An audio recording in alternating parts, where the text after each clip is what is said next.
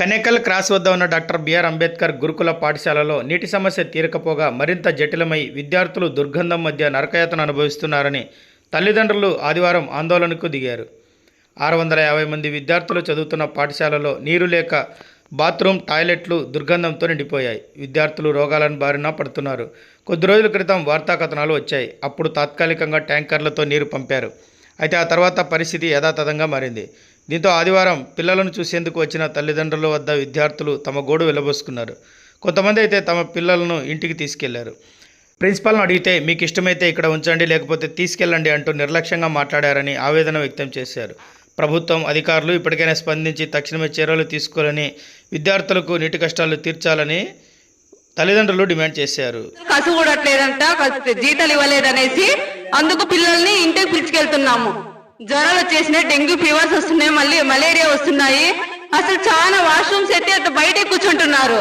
Water రాలేదనేసి బయటే కూర్చుంటున్నారు. Washrooms అసలు రూమ్ పక్కన పోవడానికి అస్సలు కాదు, 10 మినిట్స్ ఉండడానికి కావడం లేదు, నిలబడడానికి లేదు. అసలు చాలా చెత్తగా ఉంది. అసలు రూమ్లు అయితే అసలు పిల్లలు ఎలా పడుకుంటున్నారేమో తెలీదు.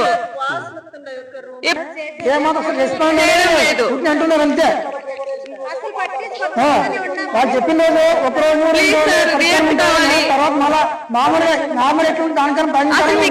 మీకు కాలేదంటే క్లోజ్ చేయండి. చాలా దూరం నీళ్ళే క్లోజ్ చేయండి. మీకు కాలేదా గవర్నమెంట్ కి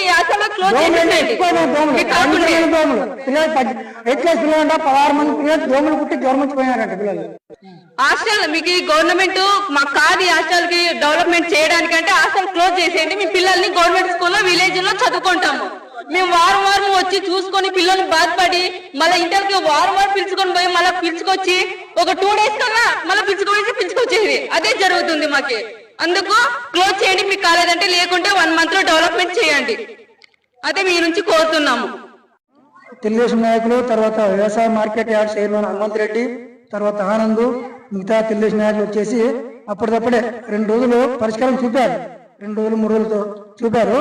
తర్వాత సమస్య మరి ఇంకా ఎక్కువైంది కానీ తక్కువ కాలేదు. ఇప్పటికీ అసలు తాగేకి నీళ్ళు లేవు, కడుక్కునేకి నీళ్ళు లేవు, బాత్రూమ్ పోవాలని నీళ్ళు లేవు. పిల్లలు చూస్తే మాకు జ్వరాలు వస్తున్నాయి, దోమలు పుడుతున్నాయి, మమ్మల్ని ఇంటికి తీసుకెళ్ళిపోండి. చాలా మంది జ్వరాలు వచ్చేసి ఇంటికి వెళ్ళిపోయినారు, మాకు కూడా జ్వరాలు వస్తాయేమో, మీరు తీసుకెళ్తారని ఫోన్ చేస్తున్నారు మా అబ్బాయి. తర్వాత మేము ప్రిన్సిపల్ సార్ని అడుగుతుంటాను, ప్రిన్సిపల్ సార్ నేను ఒక అధికారిని మాత్రమే, నాకు పిల్లలతో సంబంధం లేదు, పిల్లలు మీరు చూసుకోవాలంటే మేము పేరెంట్స్ మేము చూసుకోవాలి సార్, పిల్లల్ని ప్రిన్సిపల్ చూసుకోవాలి కానీ ప్రిన్సిపల్ నేను ఒక అధికారిని ఒక లెక్చరర్ అంతవరకే నాకు సంబంధం లేదన్నట్టు మాట్లాడుతున్నాను సార్. మీ పిల్లలు చదివిస్తే చదివిపోయింది, లేకపోతే మీరు టీసీలు చెప్పండి, మాకు మేము మా ఉద్యోగం మాత్రమే కాపాడుకుంటాము, మీ పిల్లలు అంతా చూసుకోవడం మా చేతి కాదంటున్నారు సార్. ఎన్ని రోజుల కింద వచ్చి అడిగితే అధికారి సార్ ఏమంటున్నారంటే, మీ పిల్లలు మీరు చూసుకోవాలప్ప, మా వరకు మేము చూసుకోవాలి కాదు, మీ పిల్లలు మీరు ఇష్టం ఉంటే చదువుకోండి, లేకపోతే వేరే తీసుకొని చేసుకోవాలని చెప్తున్నారు సార్. పిల్లలకి కూర్చోడం బాత్రూంలోన ఎక్కడ చూసినా వేరే ఇది బాత్రూమ్, ఎక్కడ చూసినా బాత్రూమే. దాంట్లో టాయిలెట్ లో నీళ్ళు అనేది లేదు. ఆ నీళ్ళ నుంచి పిల్లలకు జ్వరం వచ్చినాయి. ఇప్పుడు మా పిల్లలు కూడా ఇంటికి పిలుచుకోపోతున్నారు, జ్వరం వచ్చినాయి. అడిగితే నీళ్ళు లేవు, మా పిల్లలు ఏమంటారు నీళ్ళు లేవు. స్నానం చేసే కూడా నీళ్ళు లేవు. పిల్లలకి 5వ క్లాస్ నుంచి ఇడిచాను. ముందు సంవత్సరం అయితే బాగుండే, ఈ సంవత్సరం అసలు ఏం బాగలేదు. 3 నెలల నుంచి నీళ్ళు రాలేదంట. 15 రోజులు ఇంట్లో పెట్టుకున్నాను పిల్లల్ని. అలర్జీ వచ్చింటే 15 రోజులు ఇంట్లో పెట్టుకున్నా. మళ్ళీ ఇప్పుడు వారమైంది ఇచ్చి మళ్ళీ ఇప్పుడు జ్వరం వచ్చింది, మళ్ళీ ఇప్పుడు తోలుకుపోతున్నాను. అసలు రూమ్ లో అయితే పేపర్లు అంటే అసలు నీట్గా లేదు. ఎంత దరిద్రంగా ఉందంటే అంత దరిద్రంగా ఉంది. మేము మాట్లాడుకుని మాట్లాడితే మాకి పిల్లలకి ఇబ్బంది అవుతుందని ఏం మాట్లాడలేకపోతున్నాను. చాలా కష్టంగా ఉంది పిల్లలకైతే. మేము సాకులకి ఇడిచలేదు, చదువు బాగుండాల, పిల్లలకి భవిష్యత్తు బాగుండాలని ఇడిచినాము, కానీ ఏమి ఎవరు పట్టించుకోవడం లేదు. 3 నెలలు ఇక్కడ జాయిన్ అయ్యి అప్పటి నుండి జ్వరము, దగ్గు, పడుసుము వస్తానే ఉంది. నీళ్లు బాగలేవు, వాతావరణం సరిగ్గా లేదు. నీళ్లు ఉంటేనే కదా బాగుండేది. ఎక్కువ నీళ్ళే, తాగే నీళ్ళు అవే, వాడుకునేవి అవే, కడుక్కునేవి అవే, అందుకే అవే. పిల్లలు ఆరోగ్యంగా ఉంటే ఏముంటారు, అదే మా బాధ్యత. మాది గుమ్మగంట మండలం పులకుంట గ్రామం సార్. గుమ్మగంట మండలం పులకుంట గ్రామం. గుమ్మగట్ట మండలం పూలకుంట గ్రామం. ఇది 5th క్లాస్ నుంచి 8th క్లాస్ వరకు ఇప్పటి వరకు వచ్చిన 4 years అయింది సార్. ఆ పిల్లని బాధ్యత అసలు లేదు సార్. అసలు స్కూల్లో పరిస్థితులు బాగాలేదు సార్. గేట్లు పగిలిపోతున్నాయి, కిటికీలు బాగలేదు సార్. లోపల అసలు పరిస్థితే బాగాలేదు సార్. పిల్లంది జ్వరాలు వస్తున్నాయి, బాడీ గుళ్ళలు కూడా నగ్గలేస్తున్నాయి సార్. ఎలర్జీ అవుతుంది.